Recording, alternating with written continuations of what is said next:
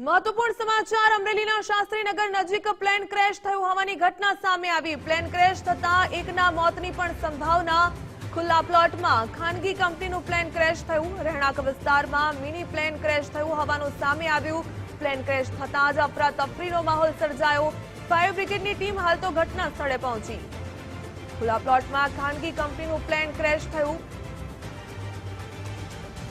મહત્વપૂર્ણ સમાચાર અમરેલીથી શાસ્ત્રીનગર નજીક પ્લેન ક્રેશ થયું। જો કે ખુલ્લા પ્લોટમાં ખાનગી કંપનીનું પ્લેન ક્રેશ થયું। વધુ વિગતો મેળવીએ સંવાદદાતા ફારૂક કાદરી પાસેથી। ફારૂક, પ્લેન ક્રેશની ઘટના સામે આવી, આ સંદર્ભે વધુ શું વિગત?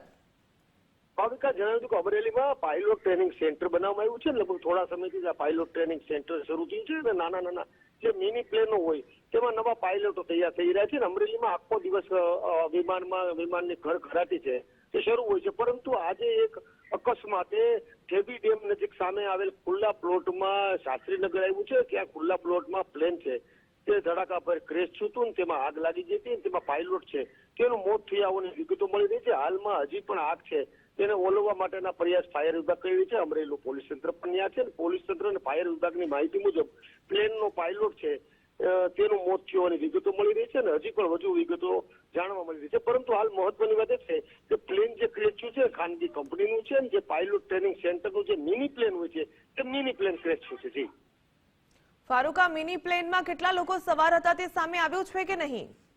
જી, અત્યારે જે પ્રાથમિક સૂત્રોની ફાયર વિભાગની માહિતી મળી છે, જે આપણા સૂત્રો ત્યાં છે ત્યાંની માહિતી મુજબ એમાં માત્ર પાયલોટ જ હતો અને પાયલોટ છે કે એમાં મોતને ભેટ્યો હોવાની વિગતો મળી રહી છે। અન્ય વિગતો હજી હાલમાં પ્લેન આખું ઠરી જાય બાદમાં એમાં અન્ય કોઈ હતો કે નહીં તેની વિગતો સામે આવશે। પરંતુ સૌથી મહત્વની બાબત એ છે કે હાલ જે પ્લેન છે એ ખુલ્લા પ્લોટમાં ક્રેશ થયું હોવાને કારણે અમરેલીના કોઈ સ્થાનિક જો એરિયામાં પ્લેન ક્રેશ થયું હોત તો વધુ પડતી ગંભીર જાનહાની થવાની સંભાવના હતી, પરંતુ પ્લેન ક્રેશ ખુલ્લા પ્લોટમાં થયું છે ને એકનું મોત થવાની વિગતો પ્રાથમિક મળી રહી છે। જી, ધન્યવાદ જાણકારી બદલ।